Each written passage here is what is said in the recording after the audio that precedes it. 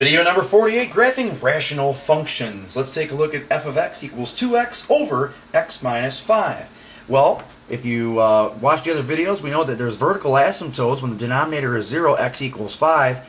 There's the line x equals 5. That's a vertical asymptote. Horizontal asymptote, f of x equals 2. As x gets larger and larger, horizontal asymptote, so f of x approaches 2. So we have the line y equals 2. Now, 0, 0 is a point that is on this particular function. So then we're going to try to find some other values that are on the function. How about we take a look at f of 6? Well, f of 6 is going to be 2 times 6 is 12 over 1, which is 12. So 6 comma 12 is a point that is on the graph. Okay. What about f of 7? Well, f of 7 is 14 divided by 2, which is 7. So actually 7 comma 7 will be right about here.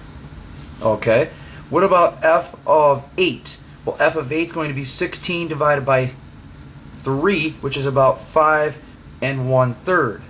So there's our 8, and then we're going to go up to a little bit more than 5. Okay. What about f of 9? Well, f of 9 is going to be 18 divided by 4, which is about 4 1/2. Okay. So, as you can see here, as we're coming down, the graph is getting a little bit closer to our horizontal asymptote. So this would be the rough sketch of what we're doing. Now, we found out what's going on the right side of the vertical asymptote. Let's find out what's going on the left.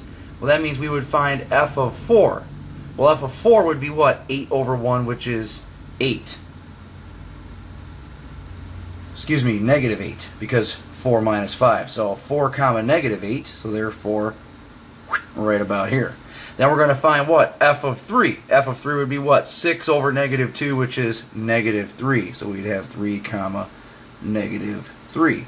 Then we're going to take a look at f of 2, which would be 4 over negative 3, which is negative 4/3. So negative 1 1/3 at x equals 2. So we'd be right about here. So as you can see, the same thing's happening. We have our vertical asymptote, the graph's getting closer to vertical asymptote, and we're eventually going to go through 0, 0 and approach the horizontal asymptote.